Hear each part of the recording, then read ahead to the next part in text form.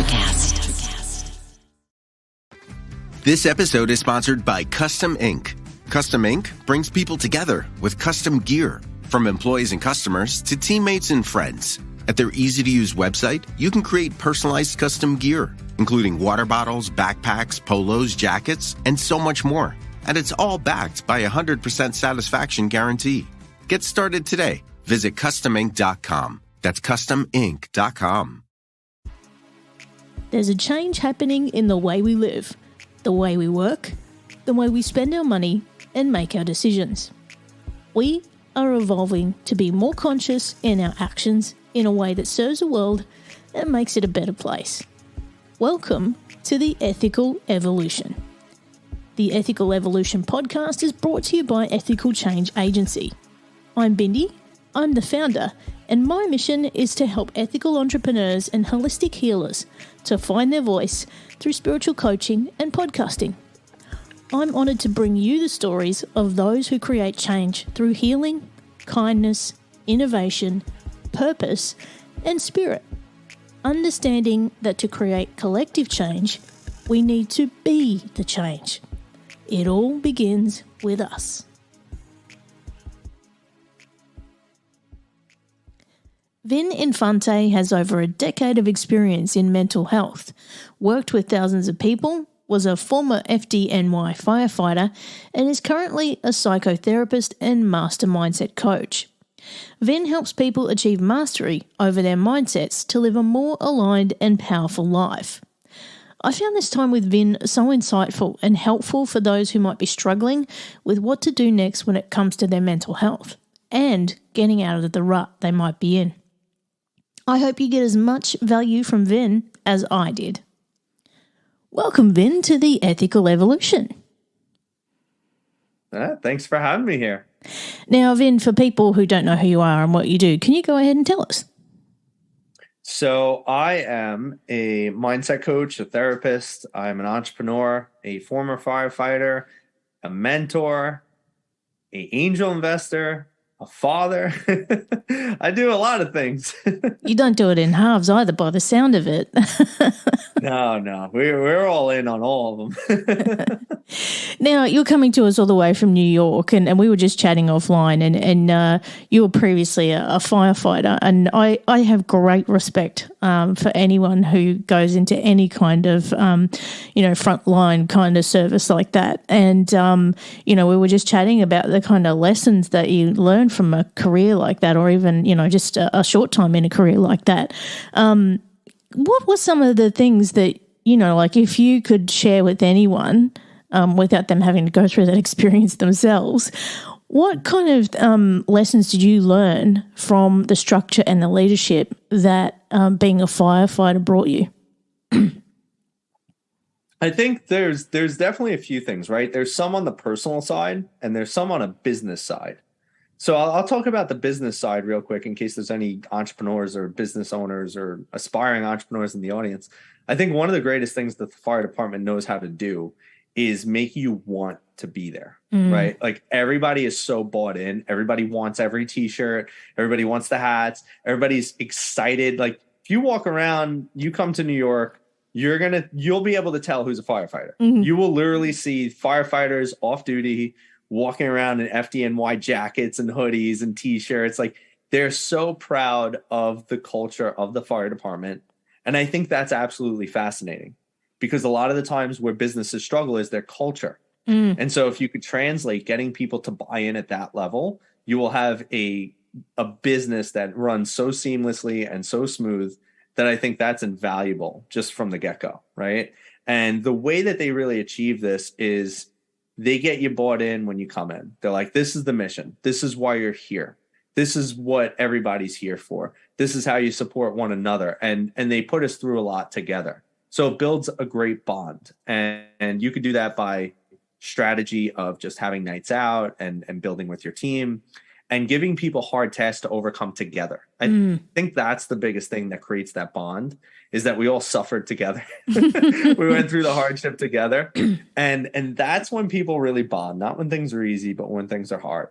So giving teams hard tasks and making them find ways to get creative and work together to solve problems, I think is one of the greatest things you can do for your culture. And that's on the business side. For the personal side, a few great things that I learned. One of them was slow is smooth and smooth is fast. That's one of my favorite teachings that I learned. And that was from a drill where we all kept messing up because we had this anxiety, right? Because we had, I think it was 45 seconds to a minute to get fully geared up, which is not easy for a newbie firefighter. And, the drill instructors would walk around and look at us and be like, you guys all look like messes and you're all just going to die if you go into a fire like this because none of you are geared up right. And so they talked about, you have to learn that slow is smooth and smooth is fast. Take your time, take a breath. Actually, they said, take a breath, take a deep breath. As we hit the whistle and the timer goes off, take a breath. Don't actually start gearing up. Take a breath. Look at where all your gear is. Take 5 seconds to just analyze where everything is. And don't worry, you'll still make it in the time. Take a breath, analyze, and then go. And as we started getting into this rhythm, we were beating the time by actually moving slower, but it made us more seamless, which actually made it smoother and faster. And so that's one of my favorite things to tell people is when life is feeling like it's really just take a breath, stop. Don't worry about things in that moment and just look around you and reorient yourself to the present. That's one of the greatest grounding tools you could utilize in your personal life to overcome adversity. You could use it in business too.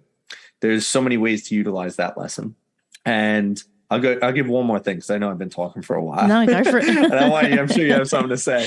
But the last thing that I would really give is, so many lessons. But the best thing that I think I learned was just that sense of internal leadership. You're really challenged to become so much more than you currently are, right? Because you're put in such hard situations.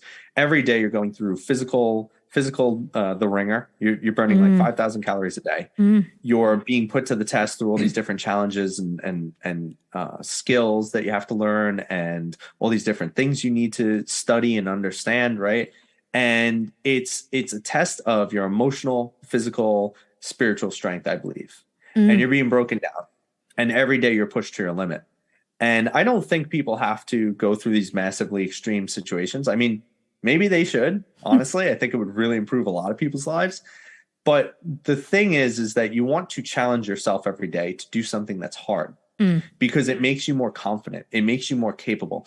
I say to everyone, there were people when I resigned from the fire department that said, you're just going to let all that training go to waste. And I said, this training definitely isn't going to waste because the reality is I don't think I would have been confident or capable enough to weather the hardships of entrepreneurship and starting a business if I didn't go through the hardships in the fire department that trained me. Because once I got out of that, I was like, wow, if I could get through that, I can literally get through anything because that was the hardest damn thing I've ever done. And so going through hardship will help you build and find out more about yourself than any other situation in life. And the fire department pushing you to your limits encourages that. So if you don't have a boot camp to go through or a fire department training to go through, what you could do is you could challenge yourself every single day to do something that might be hard for you. And that might not be the direct equivalent, but it is the definite second best. And there's a couple of things to unpack there, Vin. And one is, I would imagine that the teamwork is incredible because it's life and death, really. Like if someone is not pulling their weight, it could actually take someone's life. And that importance of teamwork and collaboration, I think, is far greater than anywhere else.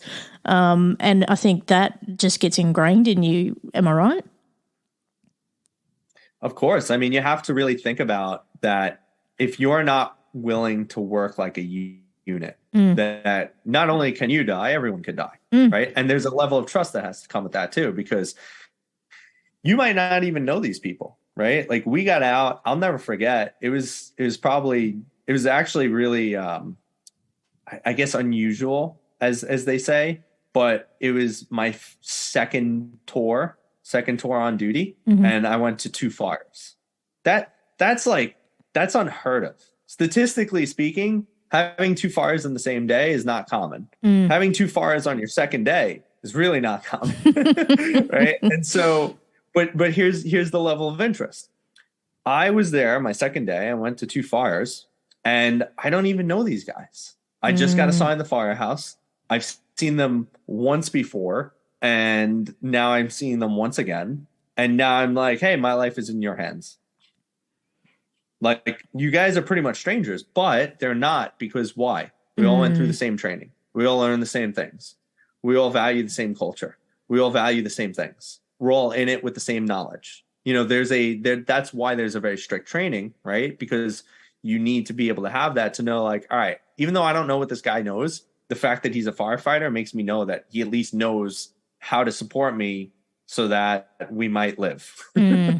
Yeah, no, that's a really good point. It's just, and you know, like it's obviously not like Chicago fire where, you know, they've got a disaster every 20 minutes. You know, even though it's New York and a big city, it's not quite like that, is it? I don't think so, no. Now, the other thing you mentioned there is challenging yourself every day. And, you know, that's where the growth comes from. And, you know, I think if we want to succeed in anything in life, it's that constant and consistent action and actually, you know, stretching ourselves. That's how that growth happens. And what you've done is on a next level, you know, within a fire department. And, you know, that stretches you to a new boundary that you can just keep pushing. Yeah, it was interesting.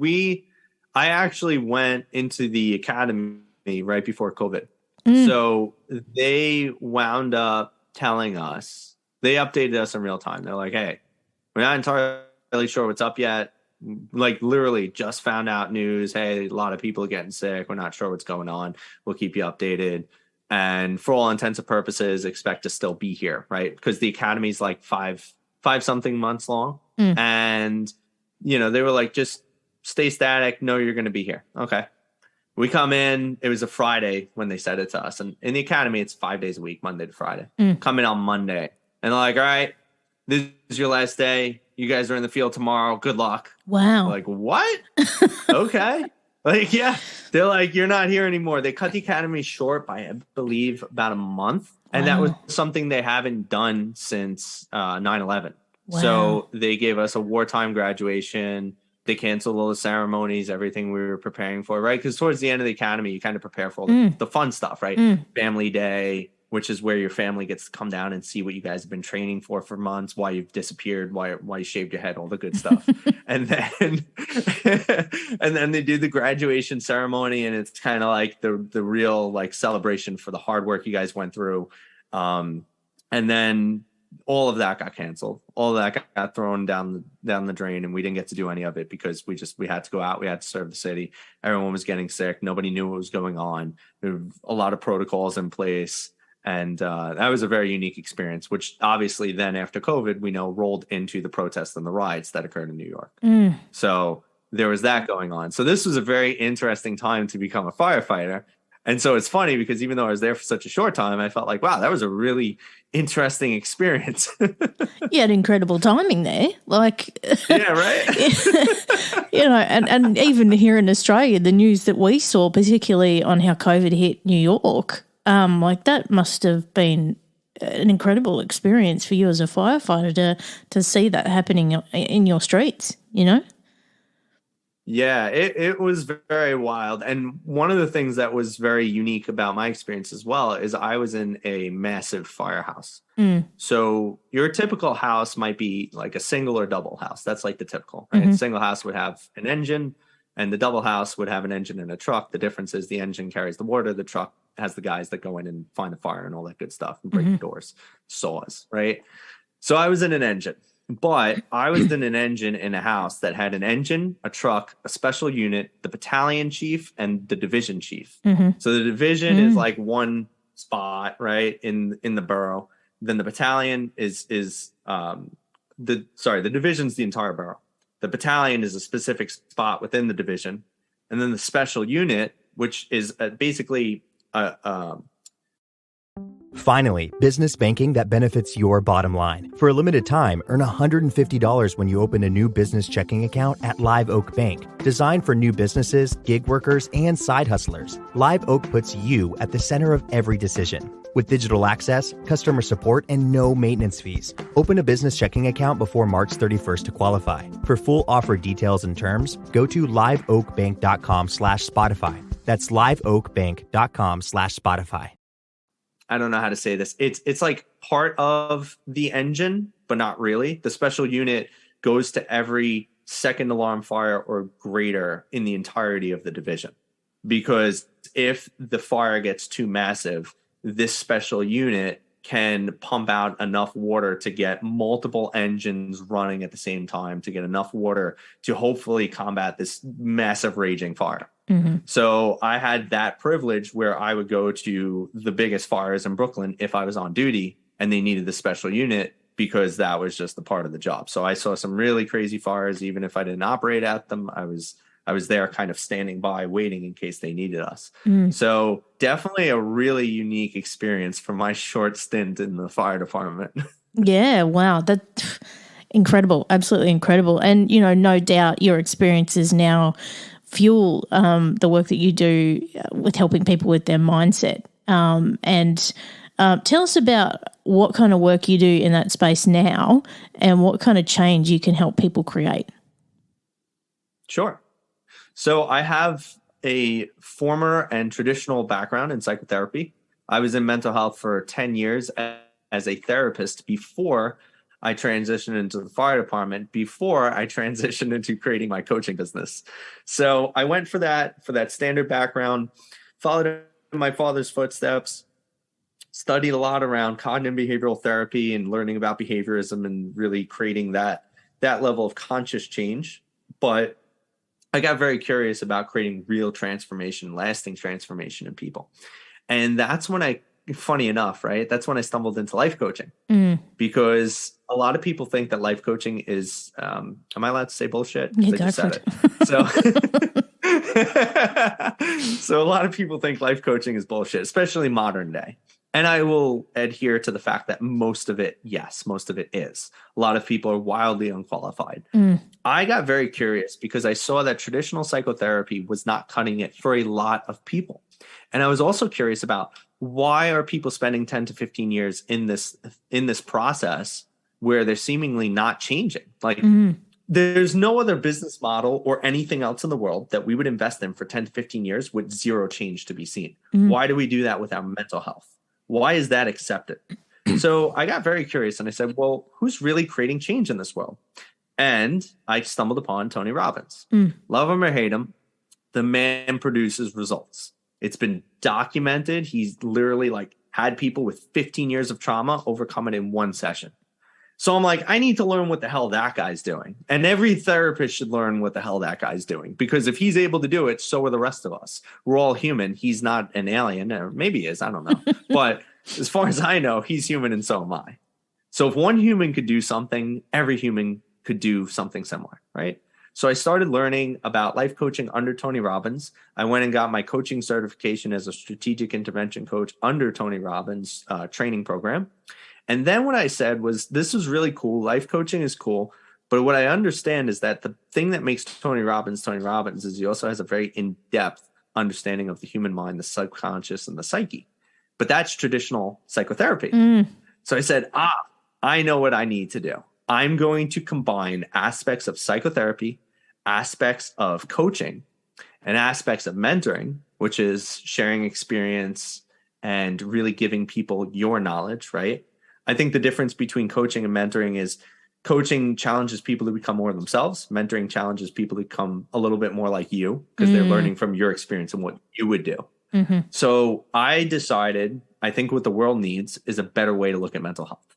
And so that's where I said, I'm going to combine aspects of therapy, mentoring, and coaching, my TMC method. And I am going to help people achieve real-time, rapid transformation in 3 months or so, and really allow them to get a holistic mental health that I think the world is lacking. And that's what I do now. I love it. Can I just say, I love that. Now, there's been many conversations I've had on this show with people around Tony Robbins. And like you say, some people love him, some people hate him. But I am one of the people who loves him. And when I was 19, and I'm pushing 50 now, when I was 19, I picked up one of his books and it absolutely changed my life. I was in a space where I was unemployed. I was having issues with alcohol and my health and all kinds of stuff at the age of 19. And I picked up that book and I changed my life from night to day. I got the job I wanted. I got myself a car. I got out of my parents' place. I changed my whole physical outlook. And I just got my life off the ground, and within less than a year, like all of this happened. So it's that consistent applied action when you do that. And even today, like I work full time as well for government, and with my team, I still use the can I approach, constant and never ending improvement. And they're like looking at me like, oh, you're some woo woo, but no, I do, because I'm also a spiritual coach. So it's one of the things that I do in everything is like, okay, well, this is the situation, but how can we make it better? And this is why I'm so rooted in change and how we can create change to make the world a better place. And this is where you and I align, Vin. I think this is incredible. But focusing on mental health, this is what the world needs right now. Yeah, it's very interesting because I think that the people that dislike Tony Robbins are probably the similar people that will try to call me out. I'm going to do the air quotes, because the reality is I've come to see it's a very specific type of person. It's somebody who wants to look at things the way they are, not change, and just believe like it is what it is. Because I say, hey, I struggle with anxiety, I struggle with depression, I struggle with suicidal thoughts, I struggle with panic attack. My therapist diagnosed me, wanted to put me on medication. I refused. I haven't had a panic attack in over 10 years. I don't suffer from anxiety or depression. I don't even label myself as someone who has these things. And meanwhile, I'll have people tell me, sorry, dude, you're wrong. Anxiety doesn't just go away. You don't know what you're talking about. I'm like, okay, I only have 13 plus years of mental health.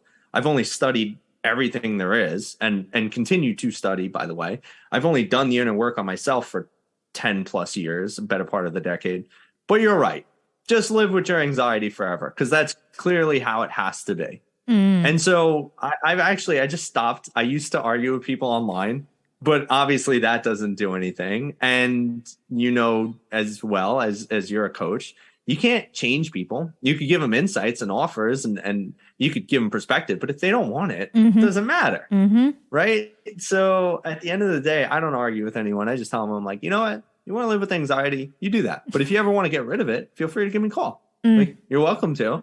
And if you want to fight me and tell me I'm wrong and then call me out, right? All the good stuff, you can. I know I'm right. And I know I've overcome it. I know a lot of people can overcome it. I know people who have overcome it as well. So I think it's a very interesting time we're in. There's some people that are firm believers that you have to struggle the rest of your life and you don't get better. You only maintain. And then there are people like myself and other people I know where it's like, you can overcome anything. You just have to actually want to overcome it. Yeah. And I see so many people who are medicated to their eyeballs now, for mental health conditions. And, years ago I was one of those, and I was again recently offered it, and I'm like, no, I'm not, not going down that path again. But, I think we need to educate people that there are other options. They don't have to be on drugs. I mean, I know some people that is their only solution for a particular period of time, but if someone is listening to this, Vin, and, through the last few years they've had a really rough time and they're trying to get on the other side of anxiety, overwhelm, depression, suicidal thoughts, where do you think they should start? They need to start by understanding why they're there, right? As well as I do, there's no such thing as bad or good behaviors. Every behavior is there to meet a need. Anxiety has a need. Depression has a need. There's a purpose for all of them. If you study about depression, everybody should check this out. It's called analytical rumination hypothesis. It's research that they did. to see why our ancestors developed depression, because there was a purpose for it, especially at one point. The point was, and if you think about it, it's actually interesting too, nowadays, depression does what? It like cripples us, right? People will tell me, oh, I'm depressed. So what comes with that? Well, I have low energy. I don't want to be around people. I want to sit in all day and do nothing. And all I'm hearing is like, so basically what you're telling me is it forces you to sit with yourself because you're almost that debilitated, right? And why do you think you're being forced to sit with yourself? The purpose of depression is in the name of that research: analytical rumination. Analyze and ruminate on what the deep issue is that's in your life right now that you have yet to confront, face, or fix. That's the point of depression. If you have persistent depression, what it means is you have a persistent problem you're not willing to deal with, and you're not analyzing it, and you're not focused on it, because there's no such thing as I am just depressed. That's not a thing. And so when people are afraid to do that in a work, like, hey, maybe you're depressed because you know your relationship is terrible, and if you really were honest with yourself, you should leave it. But people won't do that. They'd be like, I can't leave the person. In fact, I'm depressed because, life is just hard. Yeah, but life's hard because you're accepting a terrible situation. But deep down, right, our subconscious, our soul even knows this isn't right. And it will continue to remind you with depression until you do what is. If you look at anxiety, again, formed in our ancestors, fight, flight, or freeze. It's formed as a protective mechanism. Because you need your adrenal glands, you need tunnel vision to fight, you need to shut off certain aspects of your body so that you could heighten and utilize the other senses properly. That's literally what happens when you're experiencing anxiety. But why? Because you have a perception of a threat in the immediate environment that something is going to literally kill you. But the funny thing is that even though we're not threatened by saber-toothed tigers anymore, now we're threatened by other things. You're having an anxiety attack. Why? Because I don't know if I could pay my rent. But you're still living in a state of survival, right? Or, oh, what if my girlfriend's cheating on me? So what? What if she's cheating on you? Go get a new one. Get one that won't cheat on you. But the reality is like, no, I'd rather just sit here and be afraid and zoom in on her phone to find out if she's cheating on me. Okay, well, after you do that, then what? Well, then I'm going to check and see how her behaviors are. What if she's sneaking around? What if she's being shady with her text messages? Or like, whatever it is. Point is, you're perceiving multiple threats and you're trying to address them, but you're not actually like solving that problem either. You're just kind of taking threat by threat, but you're living in this survival state of like, I have to preserve my relationship. I have to preserve my this, my that. And so understanding that these things are just indicators, right? My favorite saying is feelings aren't facts. They're just indicators. What do they indicate? If you want to overcome them, you have to figure that out. And it's really, I guess if I like to think of it a bit like a garden, you need to get the weeds out. You got to get down to the root, right? So without getting down and getting dirty, God, this metaphor's great. Is to actually get down there and find out what the issue is. And for many of us that have depression or anxiety, that we know what's underneath that, but we just don't want to face it because it's going to hurt. Or we have to actually face our shit, we have to deal with it. And just getting real with ourselves, I think, is the simplest start we can make. And, by actually taking medication, we're actually then just putting an umbrella on those feelings. And again, I'm one that's all about feeling the feels. And if we don't, we're not human. Right. I agree. And a lot of people like to misinterpret my messages, which again is why I don't bother to argue. It's like you hear what you want to hear because that's your perspective. It has nothing to do with what I say. And it's not to say you shouldn't feel your feelings. It's to say understand your feelings aren't factual. You could feel them all you want, but that doesn't always make them correct, right? So what do we do with that? It's like, okay, would you like to just sit in anxiety? Is that helping? Is that what you want? You want 10 years of anxiety? Or would you like to say, I'm having an experience that I am currently feeling anxious. Why? What is coming up? What is the indicator? What's going on in my environment? What happened? What did someone say? What did someone do? What did I do or say? What's the scenario that caused this feeling? And making sure, this is extremely important, that you separate yourself from that emotion. Stop saying, I am anxious. Start saying, I am having an experience or a moment right now where I am feeling anxious. Because feelings go away, feelings fade. And again, feelings are just indicators, they're not facts. So don't make it your identity. Don't say, I am anxious, because then that's now a part of your programming, right? It's like, oh, hi, I'm Vin, I'm anxious. Like, no, it's like, I'm Vin. Occasionally I experience a feeling of anxiety due to some sort of situation. But that's much better. That's a different conversation. That's more powerful, because now you can actually overcome it. And I still have feelings of anxiety, but I do not identify as anxious. It doesn't happen for me. So that's how you could do small changes. Yeah. And it's one of those things that I think consciousness and self-awareness, I think is a big part of this, because if you can't ask yourself the questions and actually have the awareness and listen to yourself, like that's a huge part of this, is actually knowing yourself, because so many people are just on autopilot. They don't even recognize what's actually going on. Yeah. Well, I'm sure you know that. Do you know the stats for the subconscious mind? It's pretty interesting. Oh, not off the top of my head, Vin. So like you were just saying, right? We're doing auto programming. So in the research, they found that 95%, which is the average they settled on, 95% of everything we say, do, think, feel is a complete autopilot program. 95% of our day is just running. And in fact, funny enough, they also say that 95% of our thoughts, not just like, this is a separate stat, 95% of our thoughts are negative. And that's pretty wild, because we have, I think the number, this one I'm not certain on the quote, but I think the number was somewhere around, we have over 20,000 thoughts per day. And 95% of that is negative.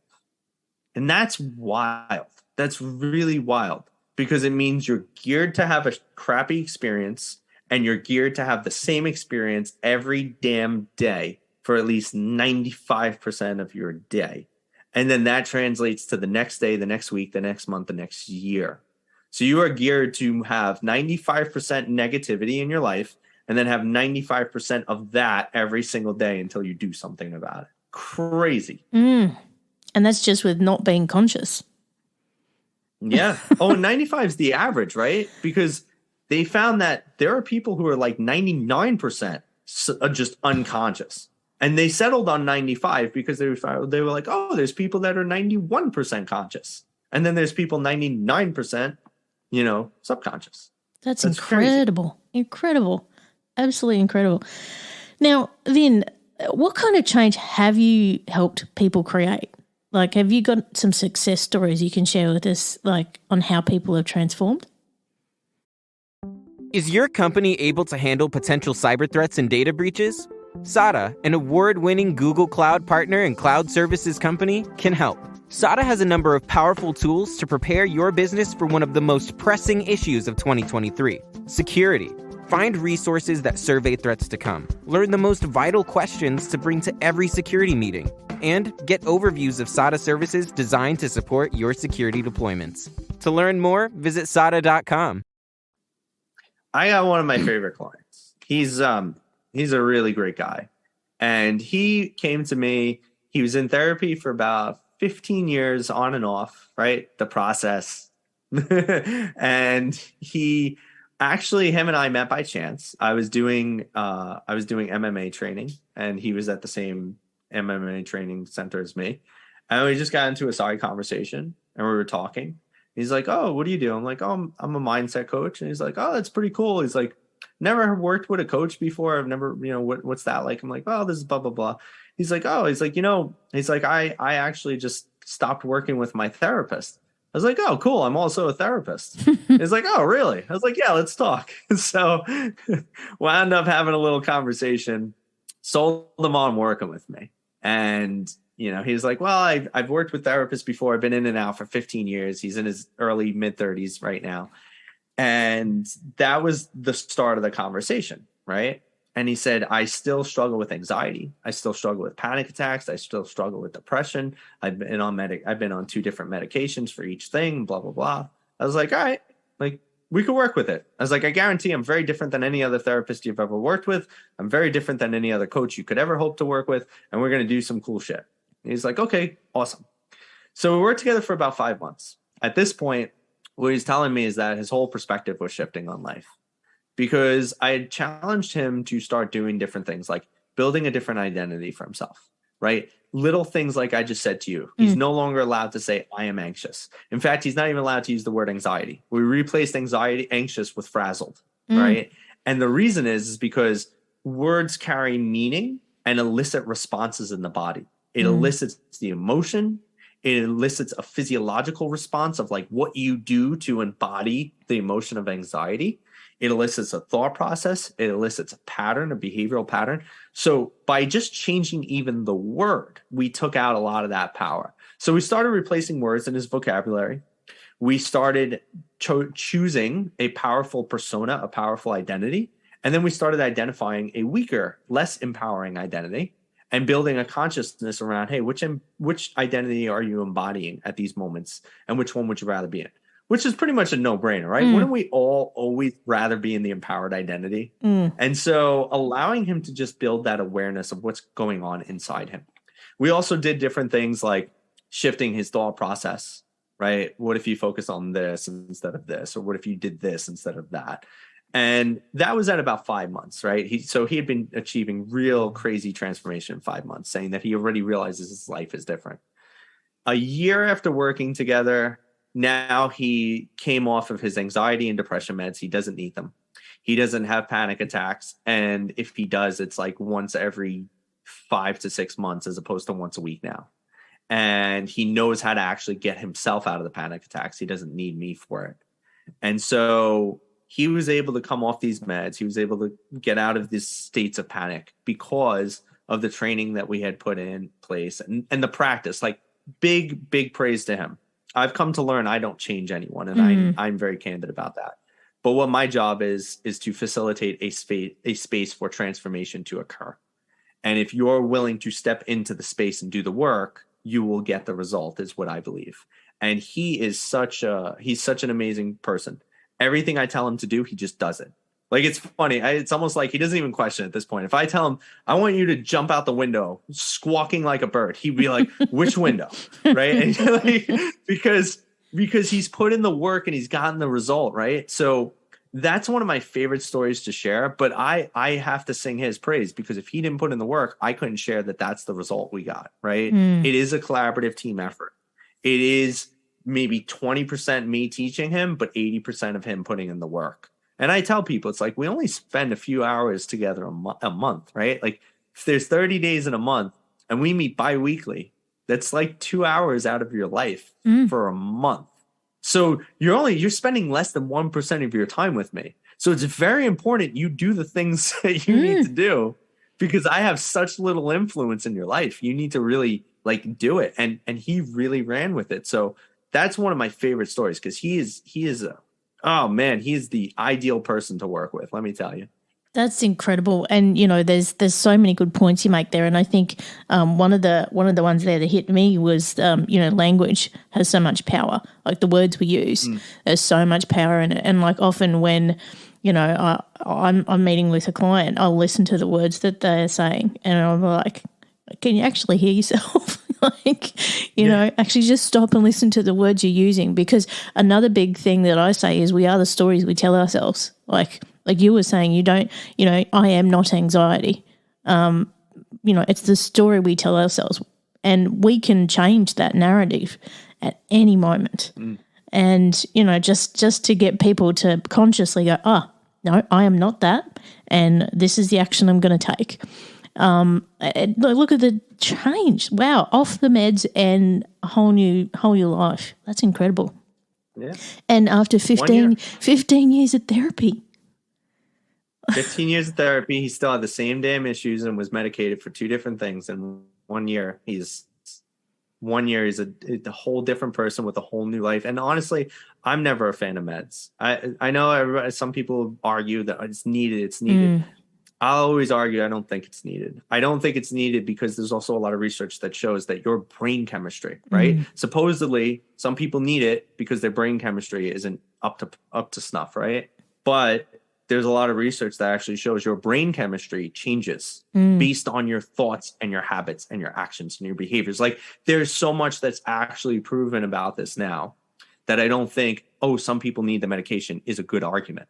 I do believe if there's somebody who truly feels that they're so unable to calm their anxiety, they should go on medication for such a short period of time with the intention to come off of it as quickly as possible. That's the only justifiable time to be on the medication. I couldn't agree more.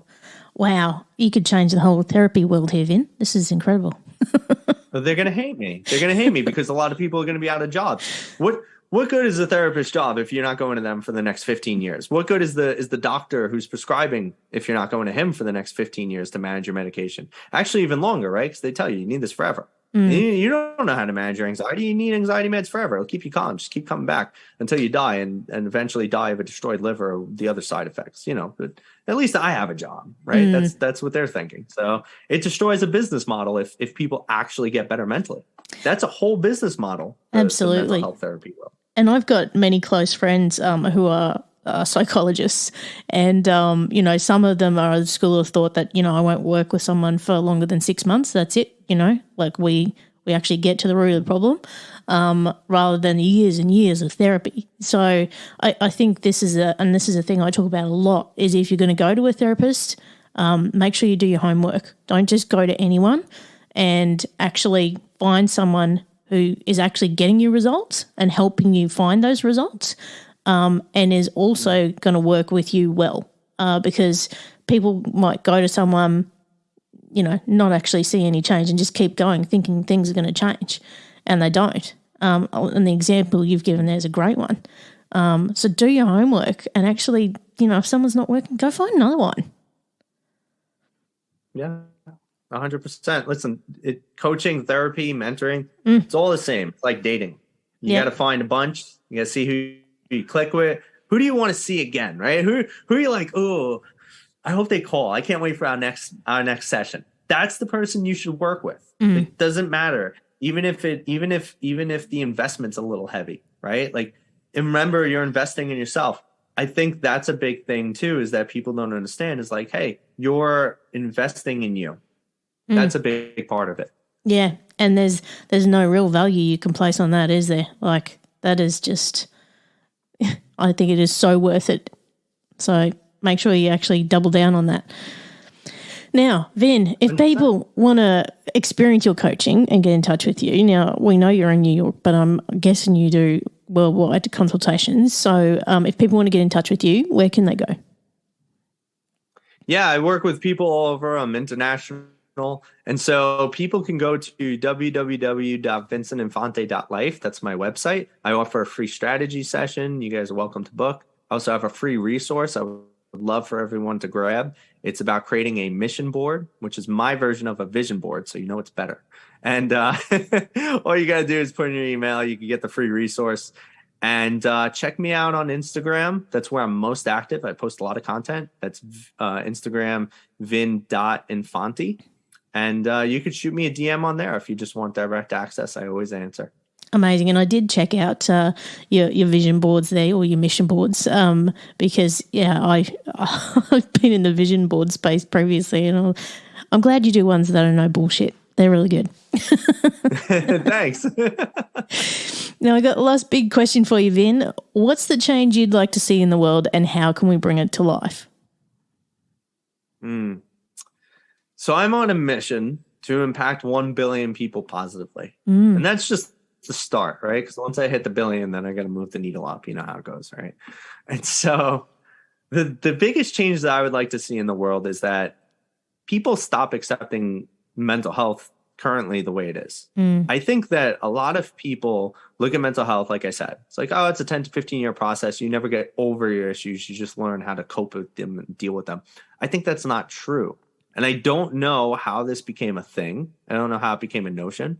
But the change I want to see in the world, and I'm hoping to be the change I want to see in the world, that's why I'm on this mission, is I want people to experience a life of their highest potential without the pains of anxiety and depression and fears and all these other things, because I've overcome them. I know it's possible. I've seen other people overcome them. I know it's possible. I've seen people do it quick. I've seen people do it in one session with Tony Robbins. I've seen people do it in one session of hypnotherapy. So many things that people are willing to rule out and say is bullcrap because of the fact that modern insurance companies, modern day society, modern day mental health is like, oh no, that stuff's woo-woo. It's not true. That stuff actually really gets results. And so I would love to see higher quality coaches out there. I think there's a lot of crappy coaches out there because it's such an easy field to get into. So I would love to see coaching as a more serious industry. 2, I want people to look at mental health in a different way. I want people to know that you can change, you can overcome things, you don't have to live with them, and it doesn't have to be a 15-year process. It could be a few short months. And lastly, I want people to just live more empowered and know that they are so much more capable than they currently believe, and that they can get so much more out of life if they're just willing to try and take it. Oh, Vin, you are the next Tony Robbins. Look out. And you know what? I could talk to you all day. Like, you and I have so much in common. It's not funny. So I can't thank you enough for being a part of the Ethical Evolution. Thanks for having me. It was a pleasure. Thanks for listening to the Ethical Evolution podcast. If you're ready to be the change and would love to work with me on finding your voice through spiritual coaching or creating your own podcast with impact, visit ethicalchangeagency.com.